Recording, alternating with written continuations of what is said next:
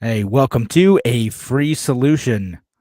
I'm Kevin Wilson today, joined by Tim, the Freedom Variant O'Connor, Yeah, I'm gonna maybe change it to broadcast journalist. I don't know. What do you think? broadcast journalist. Yeah, Yeah, I mean, what we're doing here, clearly journalism and not just two guys bullshitting the whole way through. Yeah, it's I agree. I think that honestly, I mean, compare us to Brian Stelter. I think you get a better take on news. You get a more accurate presentation of news. And I mean, sure, that fair. guy got fired, but like, this is still we're broadcast journalists, Kevin. That's it. End of it. Fair enough, and it's like we got our professional backgrounds here and, you know, professional equipment. We're all good in professional like consumption habits during the show. All right, so folks, again, you know the drill. This is our cold open. We're gonna do our intro in just a second. Dive into the radio show portion, and hang out. So we got a few topics around. Governor Hochul. Yay! You guys are gonna love it. She Yeah, is some Ron the leader DeSantis we stuff. deserve. Whether or not we're all doomed, and maybe we'll talk about Tim's favorite economist, Robert Reich. Like He's not an economist. He's a he's got joker. he's got a Robert Reich tattoo on his chest. Like he's a big fan. And I don't think I do. Let me check. I know, fake news. I know. Yeah, that's fake news for sure. So we'll do that, and yeah, we'll get into it in a minute. But of course, y'all know the drill. Leave your comments if you want to weigh in on the show. We love hearing it, and yeah, we'll go from there. So we're gonna start in 10 seconds. 10.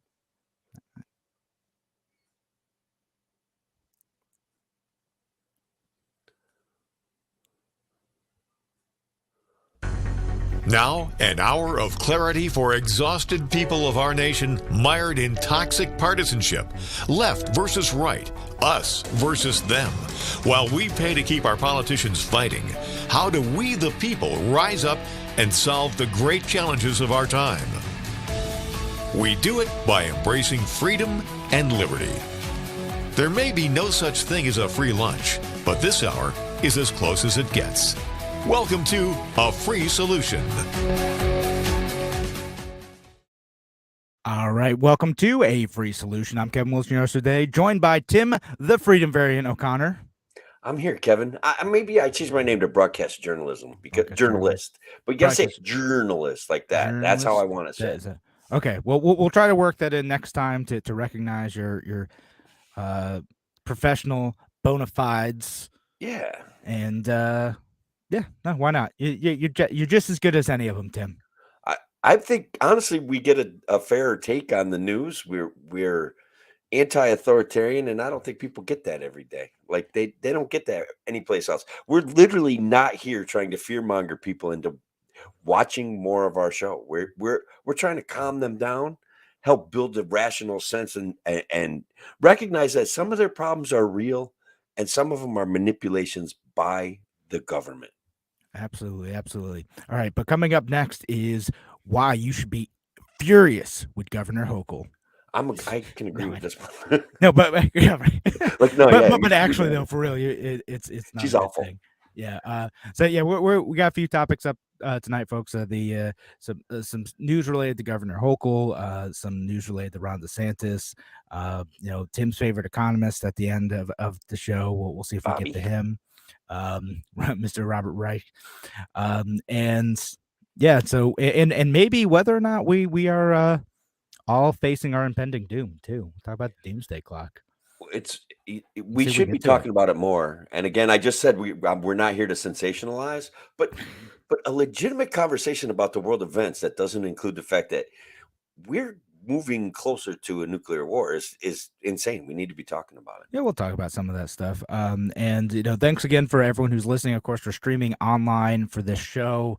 If you listen to us on WYSL, we really appreciate it. We're broadcasting Thursday evening, but we always do our live show recording around 9 p.m. on Tuesdays. So if you are listening on the Free Solution Facebook page, Free Solution YouTube channel, the Kevin Wilson pages, the Tim O'Connor pages, wherever you're listening to us, appreciate y'all being here. We even got Patricia on YouTube who says, gave up playing Dungeons and Dragons online to watch you guys.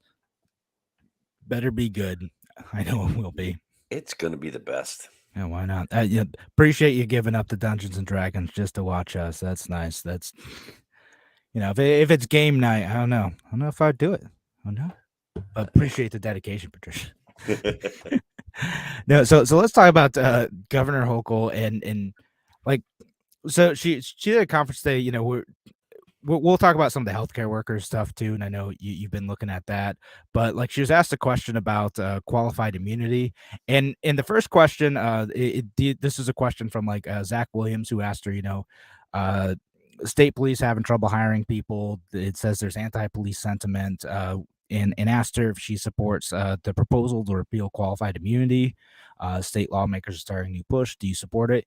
And then y'all can read my Twitter at Kevin Wilson RC, and same with Tim O'Connor. We retweeted it. You can read what her response to that question is, and it's word soup. I'm not going to get through all of it. It's You're Tim, being all accurate like kind of assessment. complimentary there, really.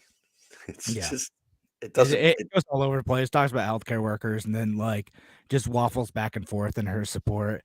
Which of course leads to a follow up question from Zach Williams, who says that, oh, okay, so do you oppose the repeal? Then you oppose it? In response, I'm quoting her here is, I'm not going to give you a straight answer on that because I'm going to say this: I don't support the repeal of that. No, I don't support the repeal of that. Okay. I admire her stunning bravery. I mean, Yeah. she is just a straight shooter. And guys, Kevin and I have talked about qualified immunity a number of times. The issue is if we can break a hole in qualified immunity, we can bring back some sense of accountability, not just of police officers, but of your local elected officials when they get caught with their hands in the cookie jar. Most of the time, they simply get away with it. They get to say, "Well, I made a mistake. I'm really sorry about that." And Yeah. there needs to be a chink in that armor that we can latch onto that will make honestly just bring back some accountability to us. Yeah, I understand. And so just to review what qualified immunity is that it's basically a Supreme Court created doctrine that makes it nearly impossible for police officers to be sued in a civil suit when they have violated someone's rights, when they've injured someone. Right. So this isn't like sending a police officer to jail. It's like, should a police officer individually face some liability if they have harmed someone, right? And the Supreme Court uh, has kind of built this case law around, and this isn't something that Congress passed. Congress actually passed a law way back 19th century stating like explicitly the opposite of this, that like people who are public figures like police officers, anyone working for the state could be held individually liable for certain types of actions, right? Even in the capacity of their official duties.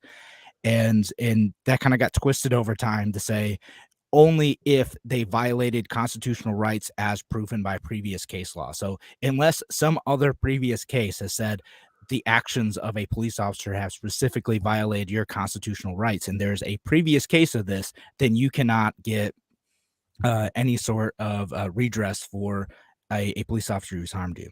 Now, the defense about all this, including what Governor Hochul says, is like, well, we need to respect the police, and we need to, they get a lot of, of a bad reputation, and let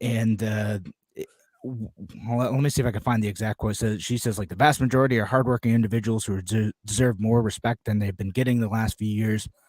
Okay, sure. Like, fine. Okay. Yeah, I'll see that point. And I always qualify my discussion around qualified immunity to just say, like, this isn't about every police officer. There's a lot of police officers who go out there, they try to do well, they try not to harm anybody. This isn't about that. This is about like the people who are going out and hurting people and probably should be held accountable in some individual way. Because what ends up happening is there's no individual accountability. So people will sue the police department generally, and then us, the taxpayers, end up paying for that.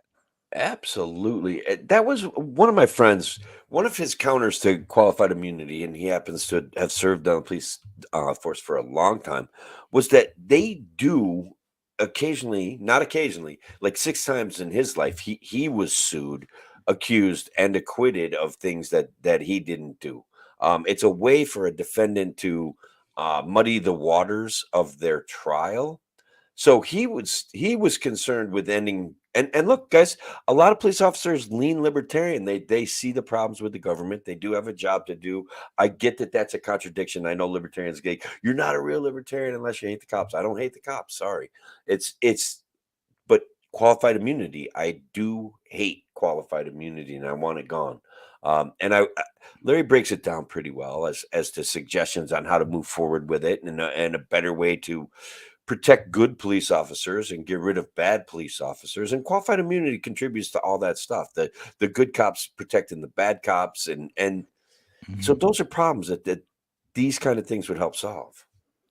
Yeah, no, 100%. And with repealing qualified immunity, like I think you and I might have talked about this before, but like one solution to taxpayers having to bear the burden, and bad police officers staying on. Again, I'm not saying all the police officers are bad, but there are bad ones out there. There are people who, when given a position of power, when given the legitimate violence ability of the state, they will abuse that power. That's just that's what it is, right?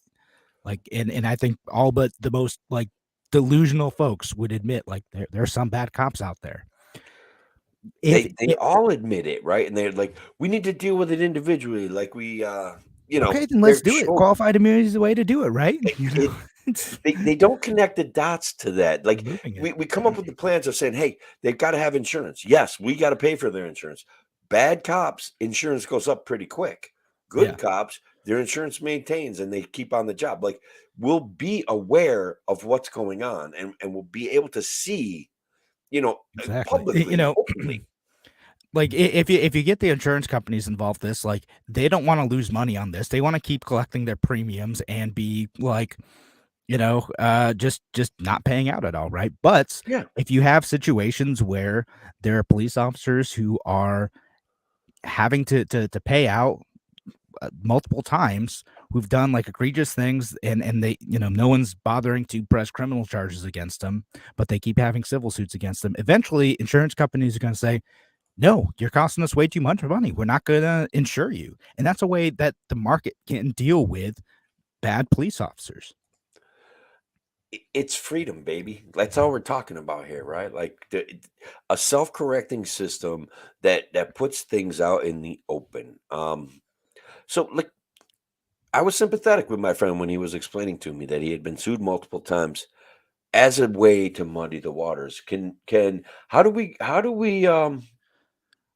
deal with that under this system? I'm just kind of I'm not totally sure. Like, I understand like the criticism, right? Like, okay, like muddying the waters, sure, like it's gonna be like a he said, she said, or he said thing, right? Like, but that's going to happen in court too, right? Like, you get into like a criminal court, police officers going to have to go up and testify and say like what happened. Here's documentation of the incident while the prosecution proves their case, and the defendant and his or her lawyer is going to try to muddy the waters. They're going to do that in that case too. True. Right. Right. And like the bar for proving injury is like a little bit different in civil court, but it's still pretty high to prove that like someone is responsible for injuring another person and is owed some sort of compensation for that, right? Yeah. So it's to me, if you're going after someone and there's a criminal conviction, and I don't know, like, I can get how this could tie up resources, but here's another thing related to that.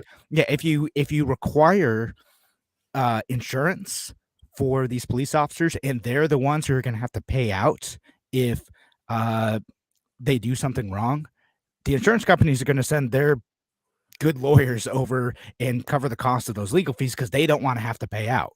Right. So that's actually, I think, the self-correcting mechanism could still continue, and I think we'd have to kind of make sure that premiums can't rise unless there's an adjudication, right? Like that, unless the civil suit is won or something like that. Like, I could just they're still going to have to go through that system. They're still going to have to convince, a judge, or if they do a jury civil suit, they're going to have to convince someone that they had their rights violated and they were injured because of the actions of that police officer and is owed some sort of compensation. The lawyers at the insurance company are going to defend that, and if it's indefensible, if their actions are completely inappropriate, they're probably going to settle. But same thing, okay, they settled, that costs some money. They either raise premiums or they say, nope, we're not insuring you anymore. And if Yeah. insurance companies like, we can't make any money off of you, well, maybe that person just shouldn't be a police officer. Like, they're bad, they're liability, they're going to like kill someone if they keep going down that path. Well, fair enough, but to give a good cop the benefit of the doubt is where I'm trying to lead this conversation, or take this conversation. But again, I get the point of this self-correcting mechanism is something that I'd like to see in play. I mean, I'd like to see this concept of qualified immunity for government service just gone, right? So yeah, I mean, like, in terms of the benefit of the doubt thing, it's like they get just as much, far more than like any one of us, right? Like, you could be Mhm. sued too for something similar, right? Like, if you get in a fight with someone, there's no criminal charges pressed, but like they say, like, you broke their bone when you hit them or something, right? Right. Like, you could be, or even if it's untrue, like, you could still get dragged into court for that thing. Now you counter sue, right? Which the insurance companies might do if someone makes an egregious false accusation. Like, there's opportunities for counter suits as well, and they'll try to recover damages for that. So like, we have systems in place to be able to do this. And in fact, things are probably still going to be pretty stacked in favor of police officers, the way we've structured this. But there's just a little teeny tiny bit more accountability for some of the worst actors in that system. Okay, and again, like I want to make sure I want to be sympathetic to good people doing a good job, but I also, regardless, want to change this concept of qualified immunity, and I like the idea of what we're talking about. I think it's a real solution to an ongoing problem, and it provides a self-correcting mechanism, which I think people overlook in our society anymore. Like, thank you for your service, like we just give everybody who serves in government the benefit of the doubt. And I'm, as you know, Kevin, skeptical of giving government Yeah, I people know. the benefit of the doubt. Yeah, and that's very, and if you're skeptical of giving government the benefit of the doubt, and I'm not talking about you specifically, but anyone who's listening to this program is skeptical of that, just remember, like, police are the armed agents of the state. They're there to enforce the rules of government with violence, right? And that's, sometimes those rules make sense. Don't hurt people, don't take their stuff, right? And Right. if you're going to continue doing those things, you're going to continue hurting people and taking their stuff. Sometimes the only way to stop someone doing that is with violence. I get that. Like, that makes sense to me. That's why I'm not like abolish the police. That's It's Right. not where I'm at. Right. I know there are some people who are police abolitionists. Like, it's a real thing that's out there, including libertarians. I ain't quite there. We're not a real libertarian, and neither am I, right? We're looking for practical solutions for a freer society. So yeah, philosophical purity up against pragmatic governance. It does remind me of some of the things that we talked about last night. I don't know if you caught any of it, but there Yeah, there is you're on. this. We'll remind the audience that you're on what? Oh Tell yeah, us. I was on the Sharp Club with Larry Sharp, Adam Nutter, and Charla Burnett. And guys, we had a great conversation. We solved a lot of problems. We solved the homeless problems. We solved You the fixed future of. homelessness? We What'd you we talk fixed about? it, man. We fixed Yeah, that. We come on, fixed. man, you go outside. There's no more homeless. Well, it's going to take a while to implement. All right, all right, all right, But it cool. was a All right, great roll it back. show. All right, I'll get less excited about that. Yeah, it was a great show. I had Yeah, a lot of but yeah, fun. the parts I was able to catch were good. Yeah, Adam is a funny guy. Larry is brilliant. Charla is amazing, actually. Charla, I hope I'm saying her name right, but she basically is a PhD. She actually has built a solution to homelessness in her community, where she has rental places that people can kind of structure their own payments. They can participate. They can come and go, and she's like proactively kind of making a little bit of money, right? Like, she exists for profit, but she's serving an underserved community with her own brand of freedom, right? And providing things for people that are otherwise marginalized in society. God bless her, man, making money off of it too. It's just a little bit of brilliance. Yeah, well, hey, that's nice. I Again, the diversion from the topic at hand, but like, I always appreciate that, like, sensible minded folks can understand that you can make money and be providing value to society at the same time. There's this, Yeah. like, thought on the left where it's like, oh, if you're in any way making a profit, then you're evil. It doesn't matter how much value you're providing, how much good you're providing on net. Oh, if you walk away with a little bit of that money, then somehow it's tainted. It's evil. I've always been amazed by that. This is something that has grown over my life, Kevin, where people are like prophets are evil, and like it goes right down to like your neighborhood plumber. People hate that guy sometimes because he makes more money than them. It's just it's grown into this emotional like juggernaut that I don't know how to work around it. Profits are not evil. I think that when government mandates or enforces profits, there's an element of evil. There's an I was element of going to say that's why I coercion. support Pfizer and why the vaccine profits are amazing. Whoa, hold on a second. Well, yeah, no, it's true. Tim's like, whoa, whoa, No, whoa, whoa, not those whoa, hold ones, on. We're gonna go down the not those vaccine road. profits. I didn't prep for that. No, I'll avoid that. That was a great joke, though. That was well played, man. You Yeah. freaked me out for a second. My face is red. Did you see it? If you guys are listening on the radio, I am actually having a physical reaction to what Kevin said, and I can barely contain myself. I triggered Tim. I got him. You did a good job, man. You did a good job. Amazing, love it. So we're gonna head to break in just a minute, and so and maybe when I come back, I meant to read some of these headlines associated with qualified immunity, but maybe we'll talk about that. We'll talk, and then we'll talk about another aspect of the state that maybe we're not sure if we want to give them that power. We're going to talk about the death penalty, the case in Florida, and and this is an emotionally charged case. We'll talk about it as Sure. the school shooting case, and whether or not you need unanimous approval to impose the death penalty. Ron DeSantis is saying no, he shouldn't need to do that. So we're going to talk about that in just a second. Thanks again for joining us here on A Free Solution. We're going to be back in just a few minutes. Talk to you soon.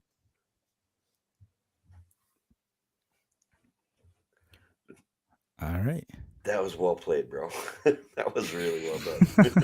I was just like, my ears kind of like I don't know. It was I love that I got that much of a reaction out of you for that. I tried to ignore it too, and I tried to move past it. I'm like, whoa, whoa, whoa, whoa, whoa, whoa, hold on a second. That's right. So there you go, guys. Look, audience out there, if you want to get Tim flustered, you just talk about how much you love Pfizer's profits, and Yeah, the government and man, they're thick as thieves. Absolutely thick as thieves. Get some reactions on that, Zach. They at John Campbell, New York, and the Zach reports already. yeah, Yeah. nice. So, it's a picture. It's a guy puking because he can't stomach the word salad that he got.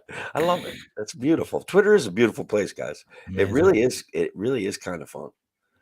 Yeah, Twitter has its bright sides for sure. Yeah, it has its dark side. Like Rob Reiner and Robert Rice show up in my feed all the time. Like, what the heck kind of deal is that? And I want to block them, but then I also occasionally I do have to offer some comments about what they said. Yeah, come on, that's the fun part, right? You get to add your commentary to whatever nonsense they're saying. That is a good part. That is.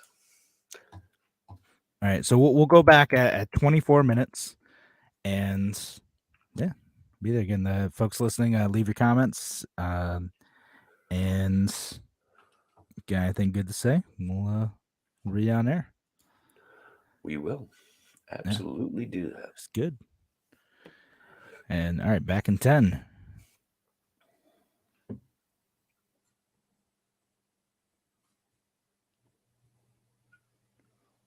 Welcome back to A Free Solution. I'm Kevin Wilson, your host for today, joined by Tim, the Freedom Variant / broadcast journalist, O'Connor. That's me. There we go. I like it. Yeah. We need a few more titles. Yeah, anyone could just call themselves that, right? Broadcast. That's right. Why not? There's no license.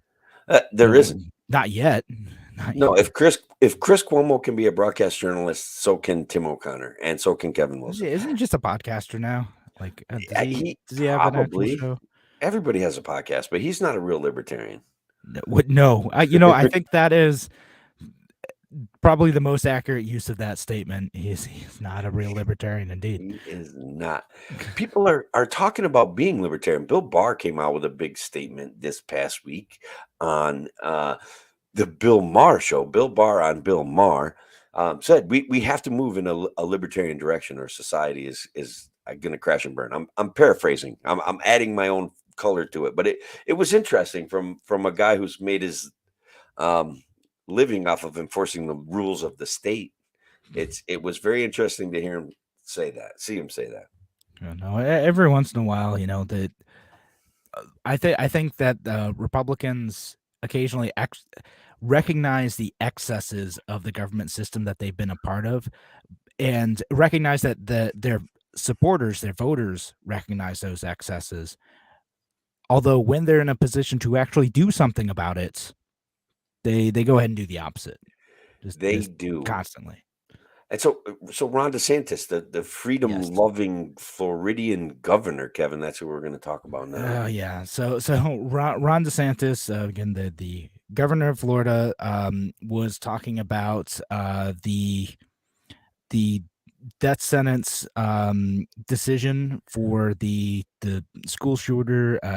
What's his name? Nicholas Cruz. Yeah. Nicholas Cruz. So that situation, verdict obviously guilty. That was, we knew that was going to happen. It was pretty well known that he did this crime, and so like the next part of it is that the jury has to decide on what the punishment for that would be, right? And in Florida, there's a requirement, as it is in most other states, that a death penalty decision needs to be unanimous, right? So if you're going to impose that sort of penalty, every single juror needs to agree. And he said, well, maybe only 8 out of 12 agree or something, but we can't have a situation where one person can derail this. In this case, there are actually several people who had said that they weren't going to do that. There are 3 jurors who said that they didn't want to impose the death penalty, and people have lots of reasons for that. So Tim, what are your thoughts on this thing in particular, and then we'll talk about the death penalty generally. Yeah, the death penalty is an easy one for me. Like, I don't care about anything other than the fact that the state has all the power that it needs right now, and it doesn't need to be having the power to kill people. Like, yes, Nicholas Cruz, reprehensible. Lock him up, throw away the key. I get it. Okay. But the reality is this authoritarian erosion of our judicial system concerns me way more than I don't know. Like, I don't want the government to put people to death. Maybe that's the former liberal in me. I don't know, but it's ostensibly reprehensible to me. It bothers me. So it's easy. Yeah. Like, too bad, Ron, you didn't get to kill this kid. Sorry. Like, oh well. So he's reacting emotionally. On some level, I understand you get that. Well, it is emotional, right? Like what he did was like horrible. It just totally beyond the pale awful, right? Like, Right. I don't think Absolutely. anyone would disagree with that. And that situation causes people to want to act in a way that seeks justice, and for some people, the seeking justice in this case means that he needs to have his life taken from him, right? And so, like, I get that, and I used to think that way too. Tim, I've kind of moved over to where you are now, is that I don't, and part of the reason why I don't think, like, the state in our legal processes should not be able to take someone's life generally, and morally. It's also not something that you can reverse, and that's kind of how I started coming to this, right? Like, because there's so many situations. In this case, he did it, right? And that's Right. where it complicates. In this case, he did it. There's no doubt in anyone's mind, and I know every conviction is supposed to be, beyond a shadow of a doubt, right? You're supposed to be 100% certain that this person committed this crime before imposing any sort of guilty verdict on them. This case, probably less so than most, less doubt than most. But there's so many cases where you find out 10, 20, 30 years later that someone who is maybe already been executed, or someone who's been on death row for decades, new evidence comes out, and turns out they were the police officers and the DAs were just really gung-ho on getting a conviction, or got confused by something and they got the wrong guy. Or they had a decent piece of circumstantial evidence, and they had statements that they believed from people about this criminal. When we see that though, like again, that happens a couple, 3, 4 times a year, where we see a guy getting released from prison after serving 20 years, who was innocent the whole time. And so that isn't actually this situation, but that is a great like contra argument to the death penalty for sure. Yeah. And I think it's important, but like to me, it's like you can't reverse this. You can't like decide like, oh, we messed up on this one, right? So like this one, like this particular case, it's a bit more complicated. I get that. Like that argument doesn't like work as well, but I'm still with you that even in the worst situations, the state shouldn't lower itself to killing people in any situation, either like in this case or in the case related to the topic we were talking about earlier with qualified immunity. There are other situations where police officers are killing someone who may not even be accused of a crime yet and then getting away with it because of qualified immunity as well. And Daniel that Shaver, guys, I'm telling you yeah. what, if you want the best argument that you'll ever see, look up Daniel Shaver, look up at what the cop gets to live the rest of his life. That the video is very detailed. It's an awful watch though, guys. Yeah. It hurts you to watch it. That police officer should not have been able to retire with a pension, and he should not have been excused from his malfeasance there. Mm-hmm. Yeah, Period. no, that's End it. that's a And rough one. it's a great argument to end qualified immunity. Yeah. Unfortunately, that's the case, and that's it's separate. Exists outside of like cases where you're presenting evidence in the court of law and then deciding what that punishment should be. And actually, prior to 2016, it used to be that you needed fewer jurors in Florida to be able to get a death penalty conviction. You could get it with a 7-5 majority, so just over half. But yeah, I mean, I agree. Like, if you are going to have this, and I don't really think you do, but if you are, like, I don't see why you wouldn't want it to be unanimous. Is that you want everyone to be on the same page? This is so bad that like we need the state to like kill this person. Yeah, Like, I think were we clear enough though that like Nicholas Cruz is convicted? That's it. Game over. yeah, It's minimum life in prison. yeah, There's he's a going to be in jail the sentencing rest of his phase. life, right? Like, it's not like Yeah. he's escaping punishment, Right. right? There's no possibility that he's going to escape. There's none of these things are possible. The reality is that now they have a jury voting on whether he should be put to death or not. I'm sure a couple jurors could be anti-death penalty. They could be like, hey, he's really young. He suffered some trauma at school. He was abused. Like, he doesn't deserve to die at the hands of the state, regardless of how heinous his crime was. Look, guys, again, he doesn't deserve to walk the streets of a free world again. I'm not saying that, but I just don't want the government to kill anybody. Yeah, right. For multiple reasons, right? Again, for some of the reasons you said, either you just don't want the state doing that, or you think there are other circumstances where, like, hey, this guy's gonna get punished. He's gonna spend the rest of his life in jail, but shouldn't die for that, or anything else, right? Like, Yeah, well, one of the arguments that comes up pretty often is that the death penalty is a deterrent from a violent crime. I don't think it is. Well, it's an argument that comes up. No, it is. It is. I'm not yeah. making that An argument. I argument want to that be comes up. very clear, Kevin. Yeah. No, I understand. Okay. but It's not. This is an emotional breakdown. They've lost some piece of their humanity, and they go and commit horrendous acts of violence. I mean, like we just had the shooting was in California this week, right? Like how did it end? That the shooter committed suicide, right? Like a lot Correct. of these people like don't these mass shooters don't expect to get out of that situation alive at all. Like they expect that to be like they're not worried about dying in this situation. They're not worried about being executed at the hands of the state. Like that's what they expect to happen anyway. And there's like the argument of like, well, that this punishment ends up being in some ways like harsher because they have their entire life to reflect on the act that they did rather than it being over. Now, death penalty executions take forever. They end up being just ridiculously expensive too. Like that's another argument against this is just that there's Absolutely. They expect the uh, the appeals, the fighting, the protesting, death penalty cases, death penalty people that are going to suffer the death penalty. They cost our society millions of dollars anyway. It's yeah. locking them up for the rest of their life is.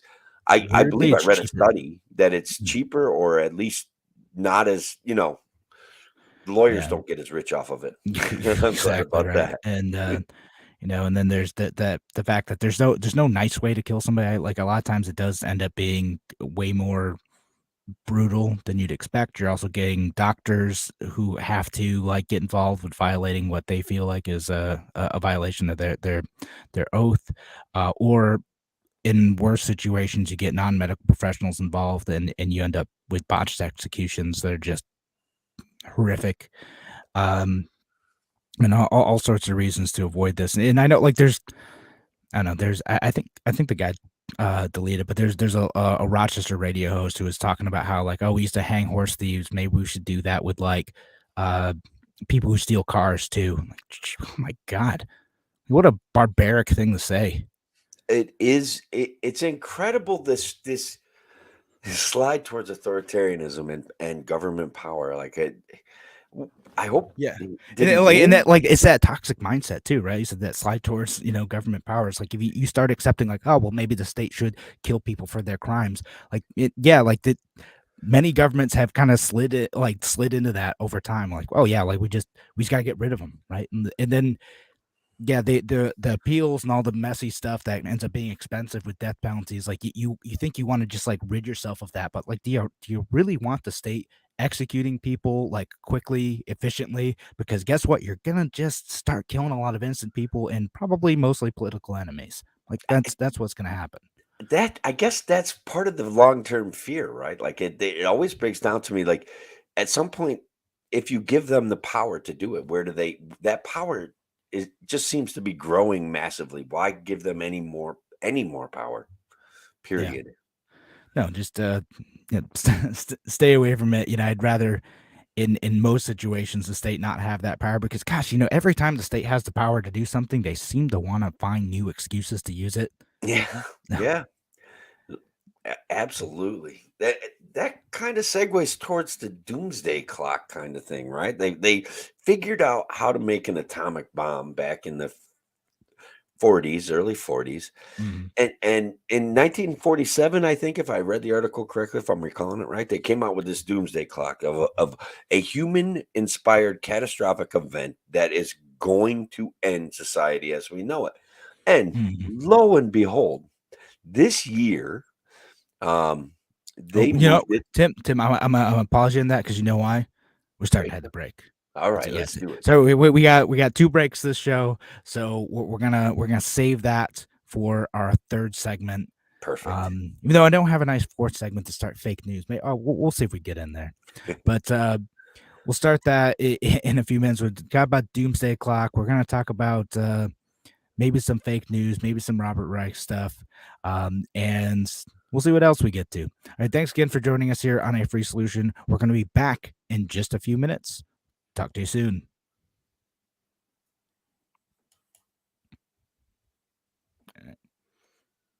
And we're good. All right. Yeah. So yeah, there we go. And I know we'll give it another, I don't know, minute or so, and we'll jump right back into it. All right, that sounds good.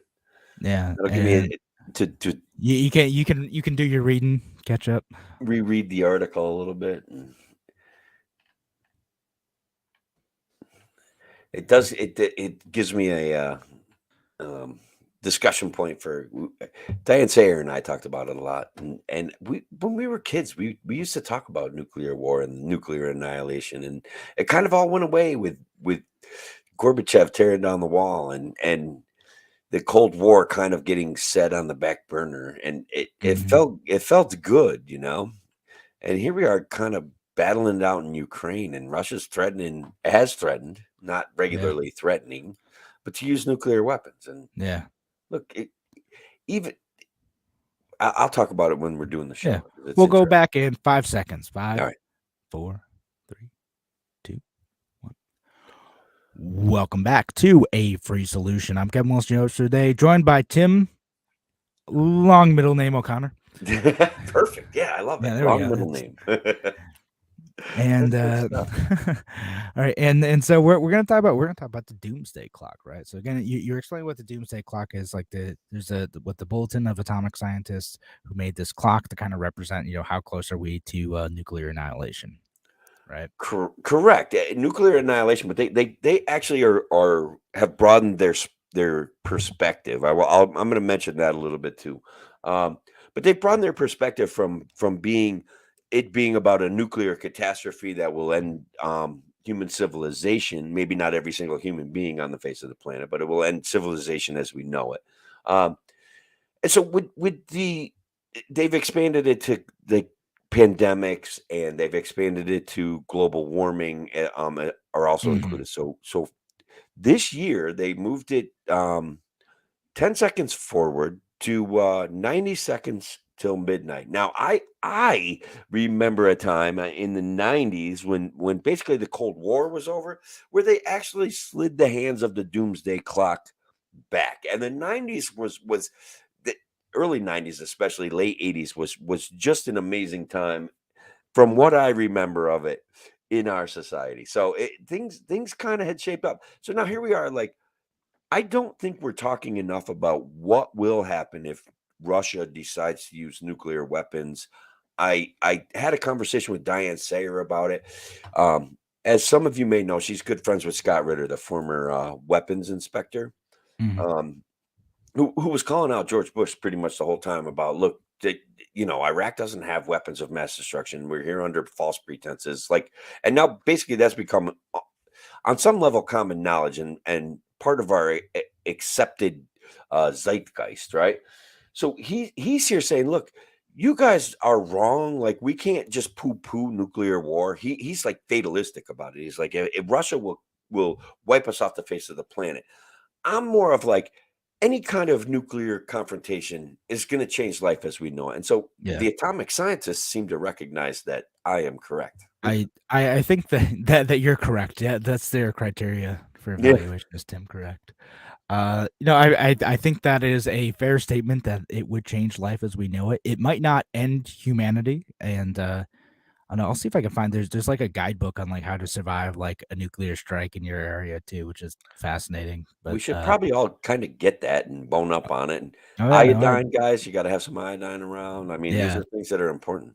But weird. No, I like printed that out and stuff. Like, okay, like this is a little bit, like prepper thinking, but like, just printed that out. Like, how do you take care of yourself, take care of your family, deal with radiation? This is like this joint report put out by like a nonprofit NGO and the government.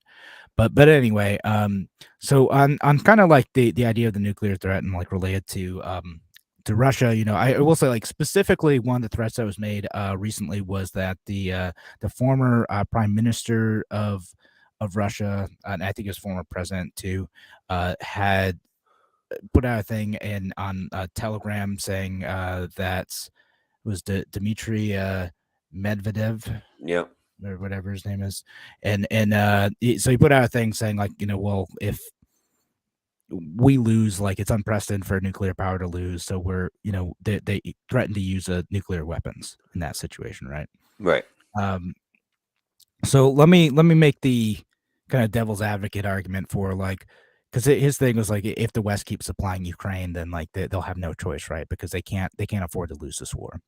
But 2 points to counter that. One is nuclear powers have absolutely lost wars in the past. Like, it's the United States lost in Vietnam. The United States lost in Afghanistan. Russia lost in Afghanistan. It's not like that's their only option if they lose the war. They could just, eat crow and go home. Like, they could just leave. No one's forcing them to beat it. They can leave. And like I don't care if it makes him look weak. Like that is not my problem. You guys are jerks. That's my stance on that. And the other thing too is like if the West were to respond to this generally in capitulate in saying like, okay, yes, like we're scared of this, like we don't want to risk nuclear war, so we'll stop supporting this conflict in any way, morally or materially, so we're gonna walk away because of this nuclear threat. Do you think that makes the world a less safe place? Do you think that makes it more likely that Russia and other belligerent countries are going to make similar types of threats, knowing darn well that the countries who might combat that are going to back down? That's actually a pretty interesting point, honestly, yeah, I mean, I guess I get what you're saying, but also, what else could they take? They tried to take Afghanistan and they lost miserably. Like they want the Ukraine purportedly for protecting themselves from NATO and protecting their own hegemony. Like those are their purported goals here. So honestly, like I don't think people in Ukraine want this war. I don't think people in Russia want this war. For me, those are the issues that I got to focus on. That's a great question. Obviously, I don't want to answer it. I'm going to sidestep it to the best of my ability and change Man, the you should subject. be governor or Offer you something. word salad, Kevin. Learning from the best. Learn from your inspiration, Governor Hochul. Yeah, Kathy Hochul. I mean, I'm offering you word salad on it because I gotta go to what you said. There's always more solutions than what Yeah. the either or that's being presented, right? So I, I I want to talk about the people in both Russia and Ukraine and how they don't really want this war. And so how do we fix that, you know? Yeah. No, I understand. And I agree with you. And like finding a path to peace is important. I say it sort of rubs me the wrong way, like the both like extreme ends of this of like the United States should get like more directly involved in this. Like, no, that's probably not Not prudent good. to do that. And then the other side, which like I know, and unfortunately, there's some folks in the liberty movement who get a little bit too like, oh, like Russia's not doing anything wrong; they're just defending their legitimate interests, and like we should just like totally back down, or we're going to face nuclear war. I'm like, oh, like that. Doing that has its own set of consequences too. Yeah. It doesn't necessarily guarantee long-term peace either. There are drawbacks to that, and it's important to acknowledge that. Yeah, so let's move on from the doomsday scenario, but let's just make Yeah, fun of the atomic scientists for well, not necessarily make fun of them, but as you guys know, I'm skeptical about the response to climate change, and very skeptical about the government response to COVID-19. But I just want you guys to know that the atomic scientists are not skeptical about those things, and they included that in their decision to move the clock forward 10 seconds. So, the climate change stuff. yeah, climate change and COVID-19, future pandemics. Well, I mean, that's fair. I mean, like, what's weird is like the after COVID-19, I'm actually generally more optimistic. Like well, like we handled this like relatively well compared to say like the Black Death, like or the Sure. smallpox one. Like it could have been a lot worse. It could have been a lot worse, It was but pretty bad. Like the lockdowns, not great, not a good trade off. no. And a lot of people still died. But I like we handled yeah. it like we have the technology to address this so much quicker than we did before. Like to me, like Mm, I see this and like it's not that a future pandemic couldn't like cause way more havoc, but what? like there's smart people who are finding very quick ways to like fight the disease and figure stuff out. Alright, that's a very positive outlook, and I'm gonna let you have it without any debate. How's that sound? Wow, amazing. It's it's fair. Like, it's a fair, positive outlook and a great way to look at it.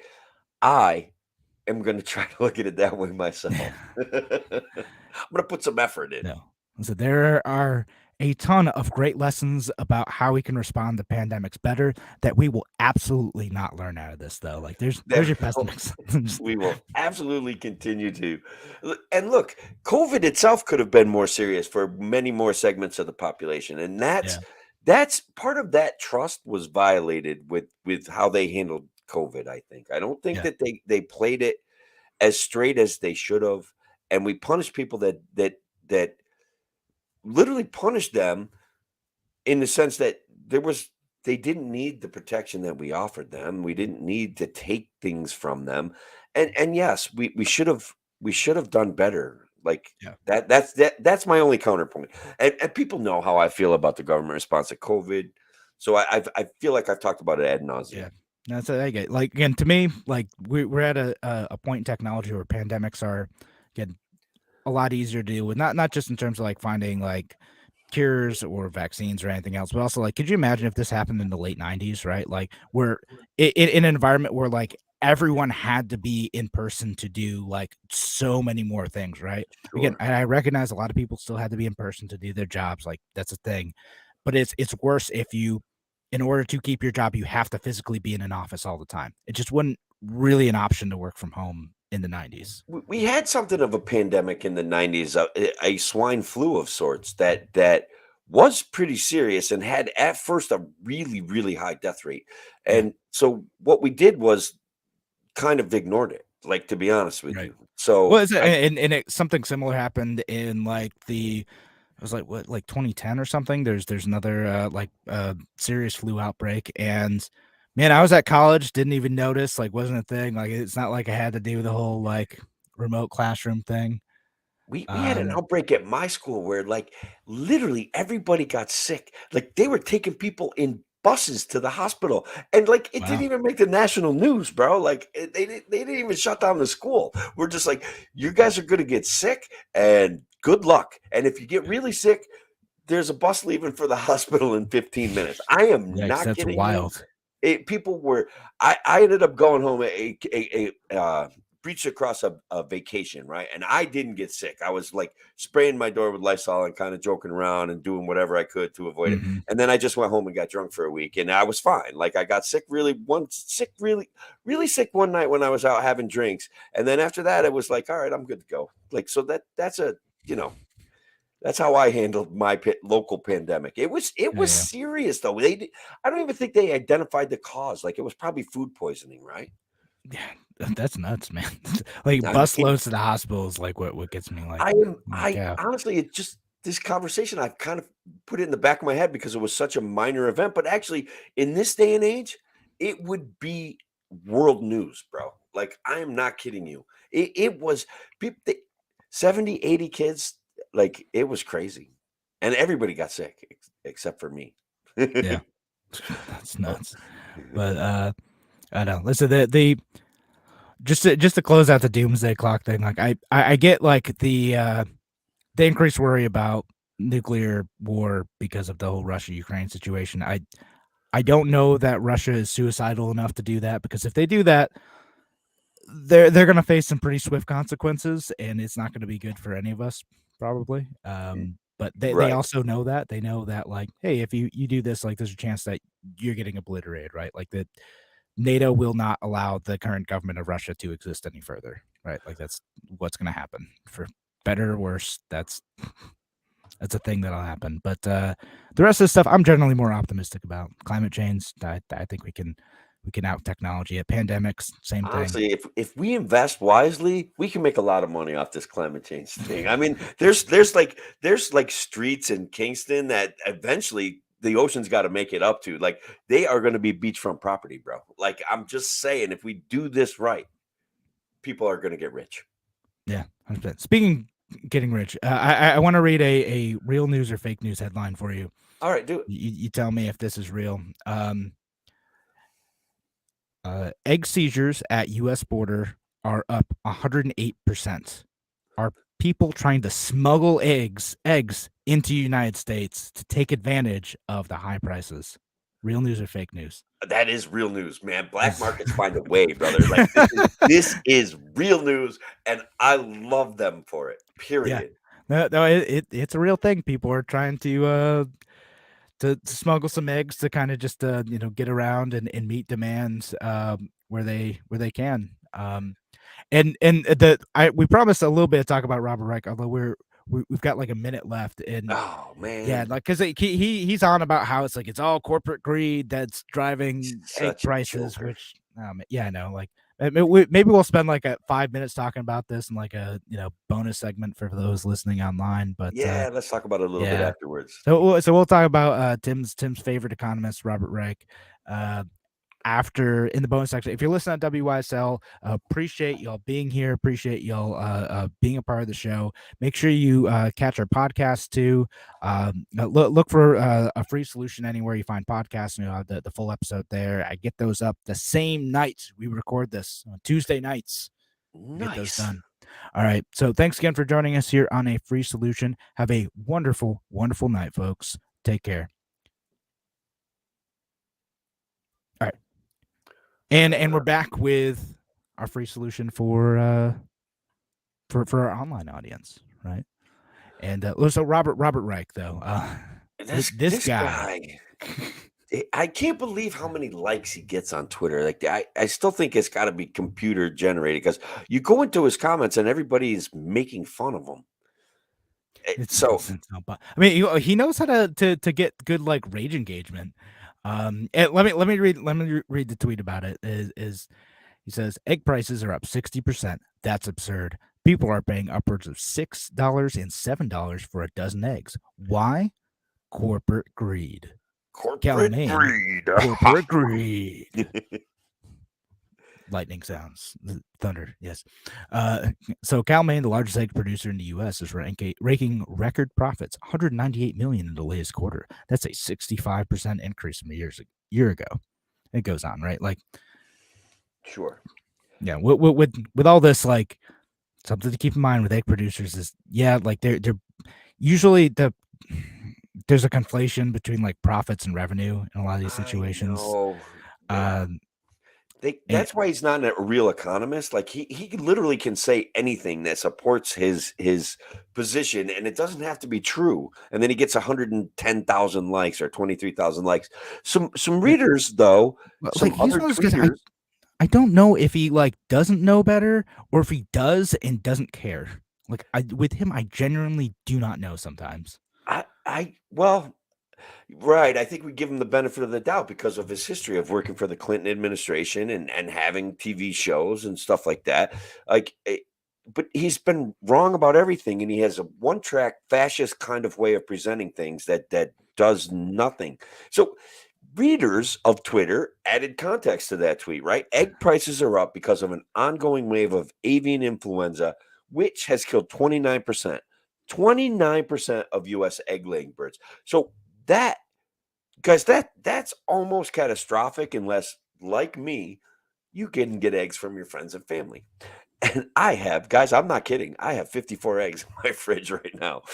Wow. Man, hey, man, you sure you want to announce that on the internet? I know. I have, I can protect my eggs. Or honestly, I have 54 eggs. If you need eggs, all you got to do is ask. Honest to God, like you having trouble getting eggs at the store and you want to bake a cake, you can come to me. The Freedom variant will supply you with eggs. Maybe for a price. Maybe I just give them to you. I don't know. I have a snow shovel outside. I haven't cleaned my walks off yet. Come on over. A little bit of barter going on. Yeah, a little bit of barter, a little labor for some eggs. Why not? How's the government going to tax that, Tim? They can't tax it, can they? I mean, there's no Venmo transaction for $600. Ain't nothing happening there. I'm just a guy talking on the internet making a joke right now, That's right. But I do have 54 eggs. Really are that many eggs, but yeah, no, the community note on this is great and very helpful too. And this is happening with all sorts of inflation stuff, right? Like with like eggs going up and with gasoline prices going up.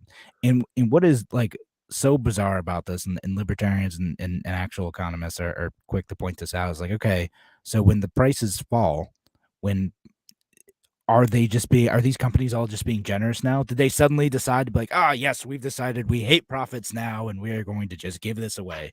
But no, that's market pressure that's lowering it, and then they rake in a little bit less revenue, but their costs are lower, and that's fine.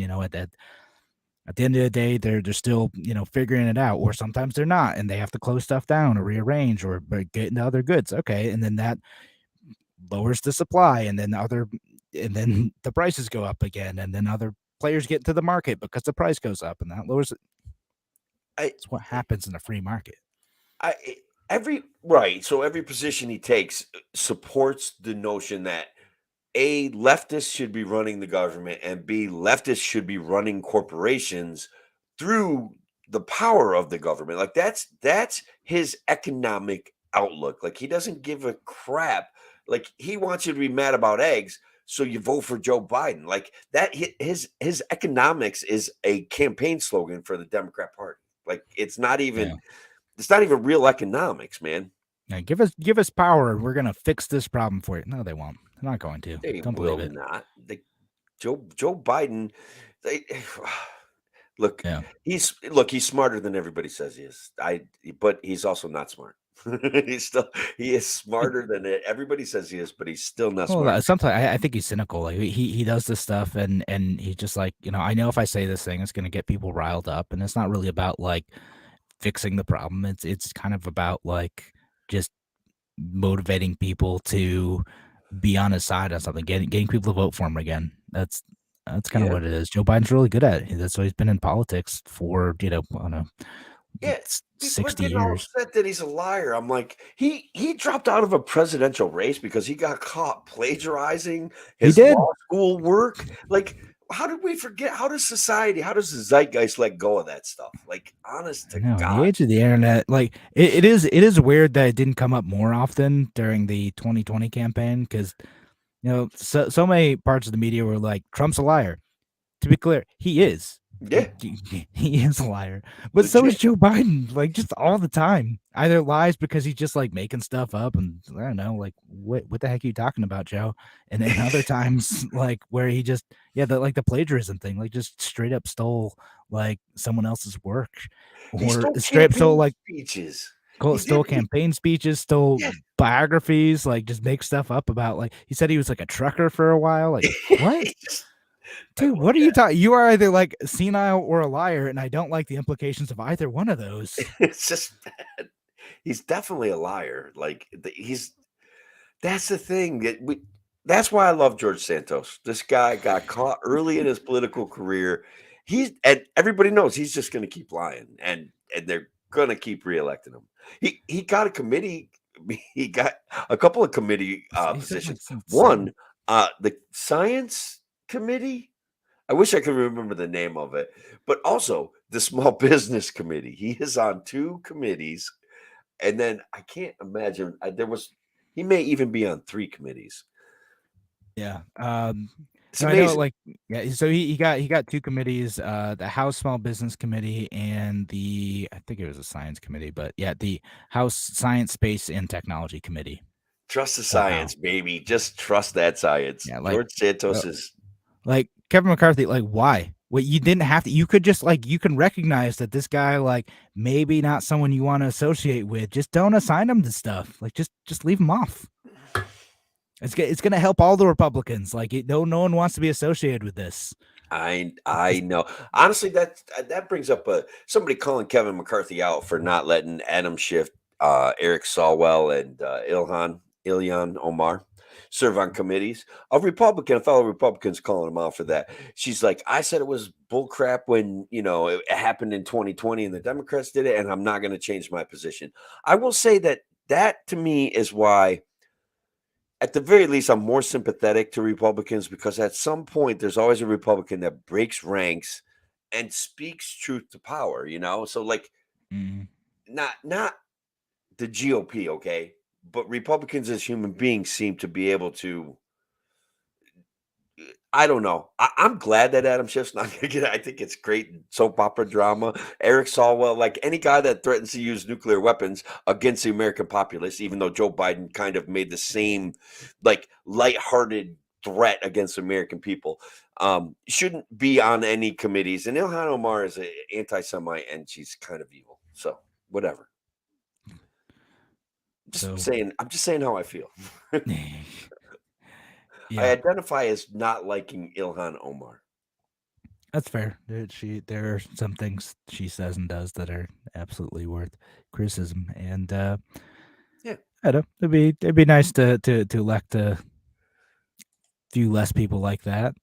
Yeah, there would be, if we could just not elect them in the first place. Would be great. If we could just stop electing all of them. Just It's awful.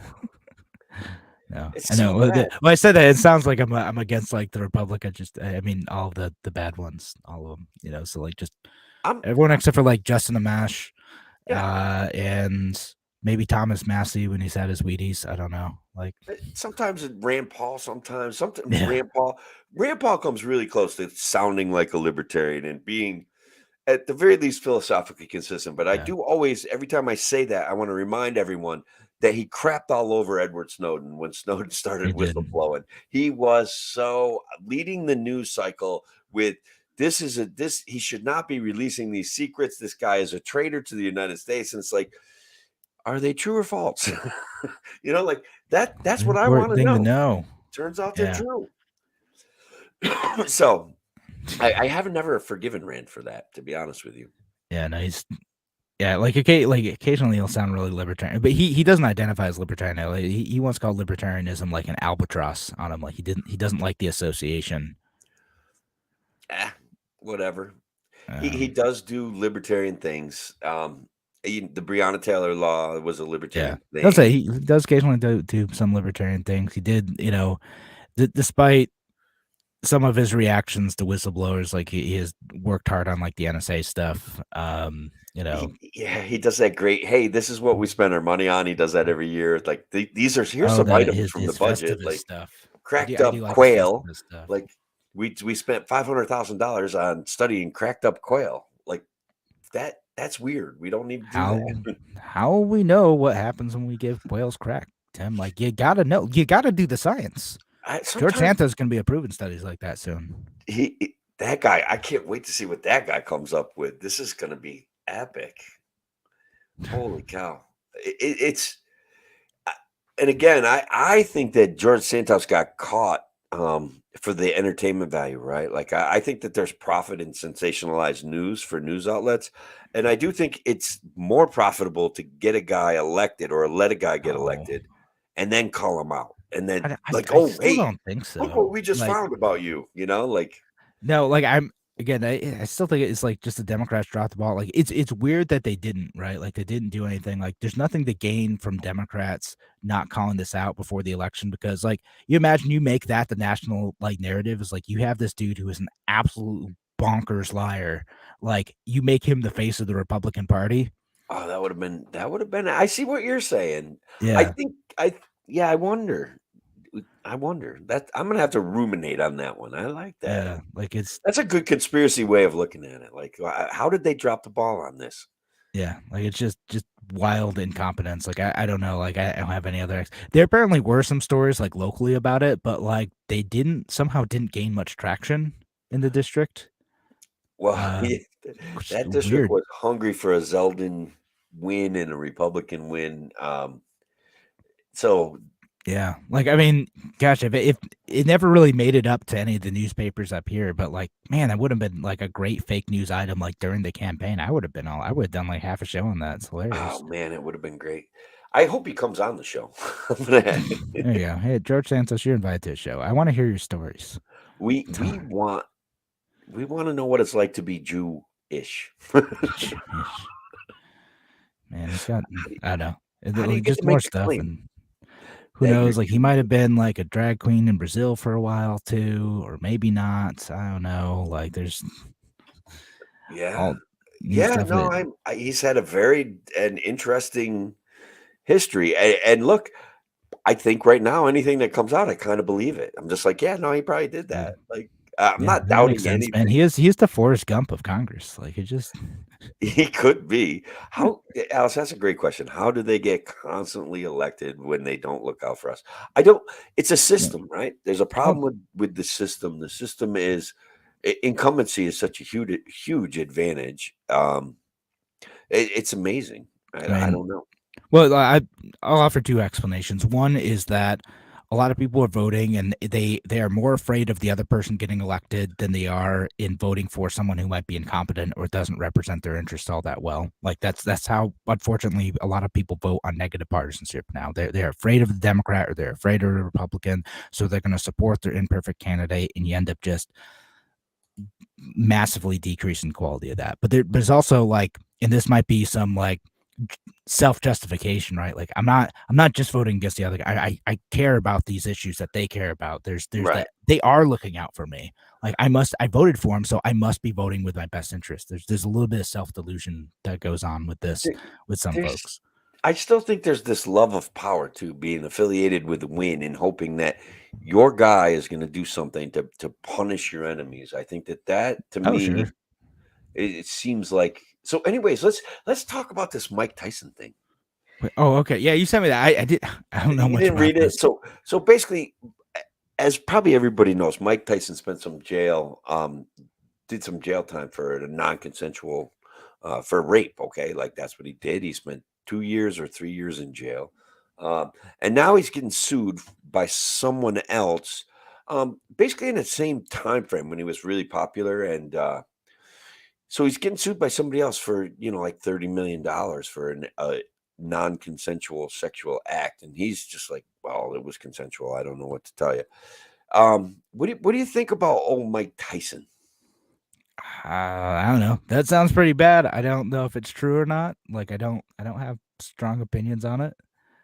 Other than yeah, if he did it, there should be some recompense, right? Like Yeah, it so sounds like jail's not on the table, but money, sure. That's yeah, like the Bill Cosby thing, right? Like they waited years to prosecute him, and they still got him. So I wonder that's if it's true. Got a funny story to tell everybody. I'm not sure.